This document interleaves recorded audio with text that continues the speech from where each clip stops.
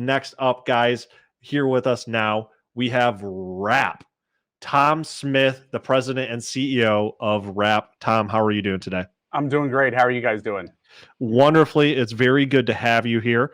For the uninitiated, would you mind giving us a brief overview to what you guys are doing? We are helping change policing by providing tools that are going to reduce the use of force to take a suspect into custody. The only tool out there right now that doesn't use pain compliance. And obviously, this is a hot topic in the world right now.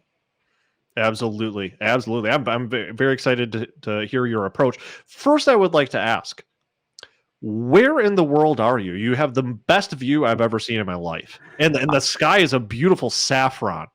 I am in Phoenix, Arizona, and that's looking at downtown Phoenix with Camelback Mountain in the background. And it is a beautiful time of year to be in the valley.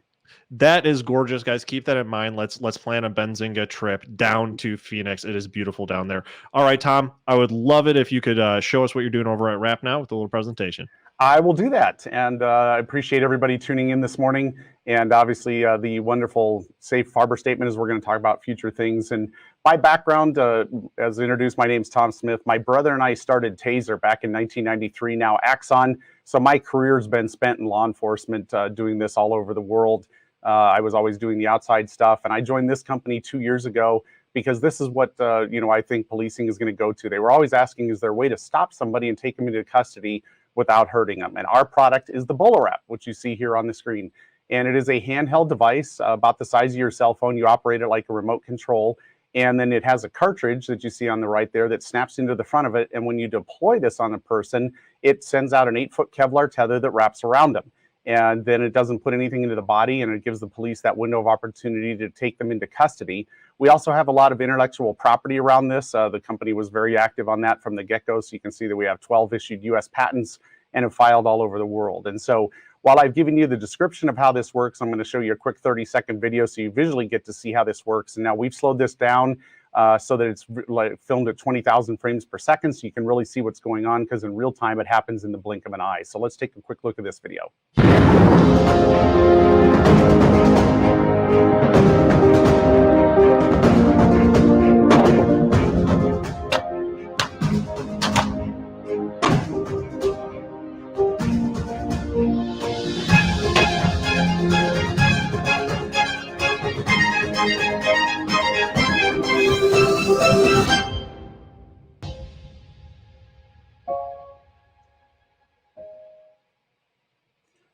So very exciting times for us right now. Obviously, there's a lot going on in the world, and to be able to give police something that doesn't hurt people, to allow them to end these confrontations early before they escalate to those higher levels of force, that's really what we're focused on. And we get asked a lot of times, what really is this market? So there's about just under 1 million officers in the U.S. and 18,000 agencies, but internationally that number is 12 times the size of the U.S. market. And we have a big international footprint already. Then when you start to look at military, private security, ultimately the consumers, this is a $6 billion market that's growing to almost $12 billion in the next few years. So there's a huge opportunity for us going forward to expand our technology into these other realms. And currently in the United States, we already have 475 agencies using this technology. So it's not just concept. This is something that's actually out there on the streets. And again, we're just the tip of the iceberg, because that's only 475 agencies out of 18,000 in the United States. And it's not just concept, it's being used. So what I want to also share with you is about a 90-second video of a chief that's talking about how he used it in Fruitland, Maryland.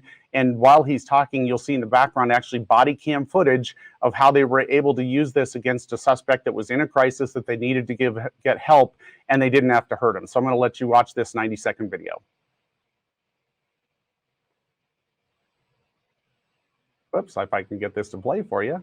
You know, sometimes people need to be taken into custody that don't need to be injured. We get a call to assist EMS. The young man has really intense seizure. When he comes out of his seizures, he's in a confused state. He's not coherent.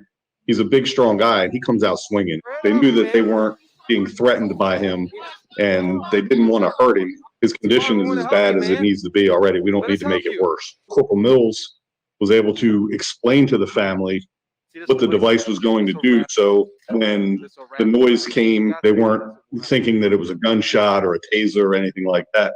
He deployed the device. It was a perfect deployment. In this particular case, he had somebody who dropped their arms to their side. So he took the shot and it worked perfectly. As soon as the pole wrap was deployed, they come running in with the stretcher and, they get him the help he needs right away. This is the first thing that we've ever been able to add to our arsenal other than, verbal commands that isn't supposed to hurt anybody. The way we look at it, this isn't a use of force. This is an apprehension tool. I don't see how anybody could say that having a device like this isn't worthwhile, that it isn't worth the money. It's, how many times does something like that have to be effective or it's paid for itself? Not very many.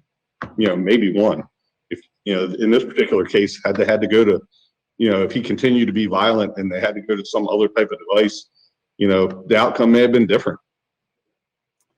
So you can hear a lot of great points. And the best thing we have now is that it's being used in the field and we have our customers talking about it. You can see here a snippet of body cams that we've received from all over the country. And if you go to our YouTube channel, you can obviously see these for yourselves, that it's not just in demonstration and practice, it's actually working in the field.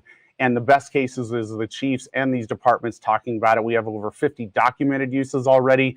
And that's just a fraction of what we believe is actually happening out there, because a lot of times this isn't even categorized as a use of force. So think Batman and Spider-Man for those movie people out there that it just throws a rope around someone from a distance and allows them to be stopped without hurting them. And that's what's really exciting about this technology, because it's making a difference. So no other tool has been introduced since Taser came out 20 years ago. This is the first tool to do that, and it's being adopted at a much quicker rate than we even saw back then, because it's something that's really having an impact in policing today.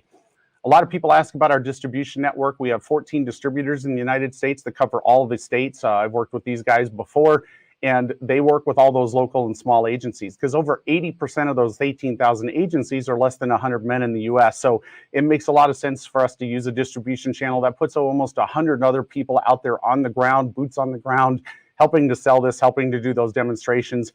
Then internationally, we've already shipped to over 40 countries. My second day here, I went overseas because I knew the international market was going to be an enormous opportunity for us. It is the majority of our business already, and we believe that's going to be the case for the next several years, because it is 12 times the size of the US market. So international is something that's really important to us. And here's a quick snippet of all of those different places that we've shipped. Obviously, we've seen some headwinds with COVID and not being able to travel internationally, but by having those distributors on the ground, they're able to continue to do demonstrations, training, sales, and we continue to grow and really have it impact our business and continue for the foreseeable future to be the majority of our business. Because internationally too, they're not as, they don't use as force much as they do here in the US. And when I was traveling all over for Taser those 20 years, they were always asking for something like this. And that's why I knew international was going to be a key part of our business. We also have a lot of people that try to understand how the sales process works, because we are selling to government agencies. So it is a fairly lengthy process. The bigger the agency, the longer that process can take. So for example, an LAPD, a Houston, or an NYPD, we measure those in terms of months and years and the process that goes through there. So as a comparison with Taser, they tested for 4 years, and then it was they bought 750 a year for multiple years before they rolled it out to everybody. So in our case, they're in a test. They've done a first year of the trial. They're going to continue a second year starting this summer, and it's going to be a very lengthy process. It's those small agencies that they're under 100 men that move quickly, and we're seeing a lot of agencies show up now at our demonstrations with a purchase order in hand. And that's really going to be our bread and butter. That's those agencies, they can move quickly. You saw Fruitland, Maryland there. They were able to get the body cam uses to us to be able to share. So they're really a key aspect for us, because then they have to go through training. Then they have to come up with a policy. How do they want this used? And each agency can have their own policy. So that's a key aspect to this. So we can provide sample policies from other agencies to be able to use, so they don't have to reinvent the wheel. Sometimes they'll do field testing like LAPD is. A lot of the smaller agencies will skip that step and just go right to purchase. And ultimately, our goal is full deployment. We want this on every frontline officer so that it's available for them to be used. So that's what we're really going to drive to, is to get this out there and have this used with all of those frontline officers. We also invested early in manufacturing. One of the benefits of being a public company, although it's early for us to be public, is that we do have an incredibly strong balance sheet with over $37 million as of the end of the first quarter, but it allows us to invest in getting our manufacturing set up. So right now we're running a single shift 4 days a week, and we don't require a lot of capital investment to be able to expand our manufacturing very quickly. You see 3 examples of it here. So we are really well prepared and set up for the growth that we're anticipating to come, especially with those international markets. And now with the pressure law enforcement's under domestically, we expect that to change. And we are ready for that growth because we were able to do that up front. One of the other things that we did is we obviously work, and I mentioned earlier, training is a key aspect to this. So in December of last year, we bought a company in the virtual reality training space that we are going to have a platform that's going to address training. So while we have our BolaWrap family of products, we also have a virtual reality called Wrap Reality family that's creating a platform for us to address the training within law enforcement and to give them tools to end these confrontations early before they escalate. So through our Wrap Reality platform, we're not only going to train on BolaWrap, we're going to train on all the other use of force tools that they have, firearms, baton, tasers, even verbal skills, intervention skills, diversity training. And we're really looking at helping to reform police training, that from cadet through retirement, they can incorporate the virtual reality. So instead of just showing up once a year at an academy, this is something that they use constantly now, where they can get continual upgrades. We're really excited about this platform. It's brand new to us.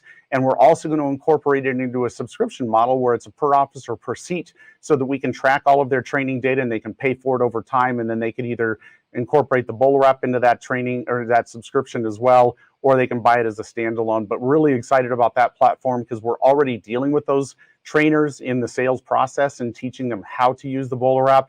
So now we can also provide a tool that's going to create a platform for them to solve the problems with the device, as well as to solve the training issues and get people better trained, and offer a different platform to get it more immersive. So something that might have taken 2 hours, we can now do in 30 minutes. So there's going to be a cost savings for them to do that as well. Recently, the company just completed going through our ISO 9001 2015 certification, and another initiative that we just started that's obviously important to our investors and to our company is our ESG, or environmental, social, and governance initiatives. We've already taken our first steps internally to go through this program as a follow-on to our ISO certification. We're going to be continuing to drive towards this process of incorporating ESG and have a lot more to report on it and get our first report out by the third quarter of this year. So another really exciting initiative that we're doing internally, being aware of our impact in society, not only with our product, but being good corporate citizens as well. And again, I mentioned earlier some of those corporate milestones that we have out there is over 37 million on the balance sheet as cash, virtually no debt. We've got about 37 or 39 million shares out there today, and we've got over 25,000 different shareholders.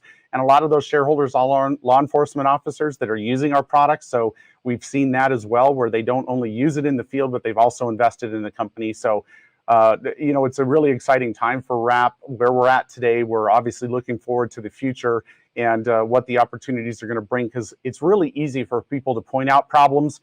We're working on solving those problems through technology like the BolaWrap and through our Wrap Reality. So that's something that not a lot of companies get to say they do, is that they've changed the world. And it is something that we focus on here at Wrap, and that we're going to continue to do with our BolaWrap products, in addition to our training platform. And we're a very exciting future. It's a very young company, and we're early stage days again with the penetration that we're at. And having done this before and spent my entire career in this space, I'm very, very excited about where we're going to be going as a company. So I appreciate all of your time right now, and I think we're going to go ahead and get back to doing some Q&A at this point. Yeah, and we've got quite a few questions, and guys and gals. If you guys haven't gotten your question in, go ahead and drop it now in chat. We have time to get some of these answered. One question here is around legislation. Could you walk us through it? I'm assuming this is, for the sake of time, let's just talk about the United States. Is this considered a weapon? Does it take a license, or how does that work? Great question. So the device currently does use a half-charge 380, if you're familiar with firearms. So it's like a starter pistol they use in a sporting event. So we use gunpowder to get the speeds that we need. So the Bureau of Alcohol, Tobacco, and Firearm, also known as ATF, does classify us as a firearm. And because we don't fit a normal category, we're in what they call any other weapon. So right now our sales are primarily focused on law enforcement, which we have a process in place. It's very easy to do that. The consumer and private security markets will be a little bit more challenging, but we've got our hands full today with law enforcement sales. So we are going to be focused on that for the near term. And then internationally, we're covered under commerce for export. And so the advantage, I've been doing this my entire career, so we do understand how to sell and how to work in this with these regulations, both domestically and internationally.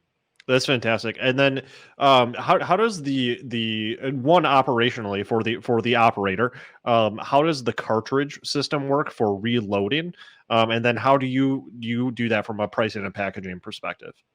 Great question. So the cartridge snaps into the front. So it's a razor blade business. After you've used that cartridge, you throw it away. So there's a quick cartridge release lever on the bowler wrap itself. You drop that cartridge out and you snap another one in. So in rough numbers, back of the envelope, an officer's between $1,000 and $1,200 to give them everything they need through the bowler wrap, the cartridges, the training, the holsters. So kind of a soup to nuts number to get them out there. So if you're a 10-man agency, it's roughly $10,000 to $12,000 to equip all of your officers with this equipment and get them trained and put them out there in the field. And the cartridges are roughly $30 a piece. So it's not something like a regular firearm where you're going to go fire hundreds of rounds. They only need 2 rounds, 2 cartridges for an annual certification, and then they would just have the others available for field use. I see. Okay. And then, so on that topic, I guess, you're selling these cartridges, and again, I just want to get it back because you went kind of fast, so I want to go back. This is a razor and cartridge model, which is fantastic. So you're getting the quarter unit into the hands of law enforcement, and then you're selling the cartridges just like you would buy a razor, for those of us that shave. Correct. So what about profitability? Do you have a like a quarter or a year that you might achieve that?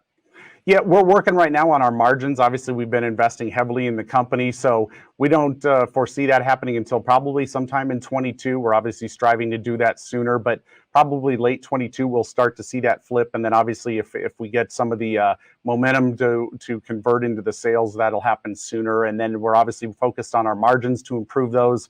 The device right now in its current form has a lot of opportunity for margin improvement because that'll also be a quick impact to getting us to flip over and stop burning the cash and get us to profitable. And it's certainly something we're focused on as an organization. And even in the first quarter this year, we had 5 points improvement on the margin. So we are focused on trying to get there as quick as we can. Wonderful. And can you give us a peek into your product roadmap and how that might be evolving in either domestic or abroad markets? We're investing heavily in our research and development. And one of our unique challenges, for example, in the iPhone industry, everybody knows every September there's going to be a new product announcement. So with law enforcement, we're not as regular. And the reason is because a lot of times they don't move as quickly. So if they know something's coming, they'll just wait because they're a government agency. So there's no urgency for them. So we don't really pre-announce anything. But obviously, if you look at our expenditures, we're investing heavily in that area. And if you look at the rest of the industry, there's always advancements in technology, and we're doing the same thing. We're taking a lot of input from our users. We work very closely to make sure we incorporate voice of the customer in what they want to see improved for the product to make it more usable for them. Because at the end of the day, we got to make it super simple to use in the field and very easy for them to carry and deploy, and make sure that those frontline officers are carrying it so that they have it when they need it. Yeah, and you've clearly with your pedigree have a firm foot in the door in the space. Now, could you speak a little bit to the competitive landscape and how you differentiate yourself? Yeah, so it's a lot like carpentry, right? You don't build a house with just a hammer. There's multiple tools in the toolbox, whether it's a hammer, screwdriver, wrench. So we're the same thing here. Ultimately, the officers are going to have a firearm. They're going to have other tools like the taser, the baton, the pepper spray. This device fits between that officer presence and conversation and those higher levels of force, those intermediate levels of force. And that's the niche when you look at the body cams that we fill that. And a lot of agencies, you heard the chief mention, they don't even consider it a use of force because it's used so early and it's not designed, and it's the only tool that doesn't rely on pain compliance. So there's no magic bullet. I wish that existed. It just doesn't. So you need multiple tools for these situations, and we fill that niche. Early use, don't hurt the person, get them into custody quickly, and get them that help that they need. Wonderful. And we are at time. So final remarks for our investor and retail trader audience. Yeah, so RAP is an exciting company. I've been there before. I know the playbook, and this has never been more pressure on law enforcement than there is today to change the way they're doing business. And this is the only tool out there that doesn't hurt them. And we have a very, very exciting opportunity for investors ahead because we're very early in the game in terms of adoption and have a huge market that we're going to address and solve real world problems with technology. Fantastic. Tom Smith, RAP, thank you so much for being here with us today. Thanks for having me on.